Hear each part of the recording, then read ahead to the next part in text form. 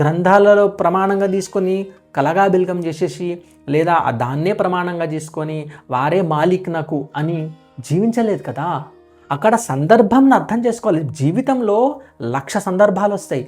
అందులో ఒక సందర్భంలో అనుగ్రహించడం ధర్మము. ఒక జగద్గురువులు కిందకి దిగి వచ్చి అనుగ్రహం వర్షించడం ధర్మము.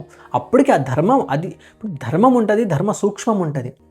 One should follow the words of the noble అంటే one should follow the words of the noble but అది ధర్మం. ఇది ధర్మ సూక్ష్మం ఏంటిది? It should be abiding by the principles of Vedas. అది వేద హేతుకంగా ఉంటే తప్ప, అది నోబెల్ అయినా సరే వేద హేతుకంగా వేద మూలకంగా ఉంటేనే ఆచరించాల్సిందే, లేకపోతే ఆచరించడానికి ఒప్పదు. దీనికి ఒక ఉదాహరణే భీష్మ పరశురాముల యుద్ధము. భీష్మాచార్యుల వారు సొంత గురువుగారిని ఎదిరిస్తారు.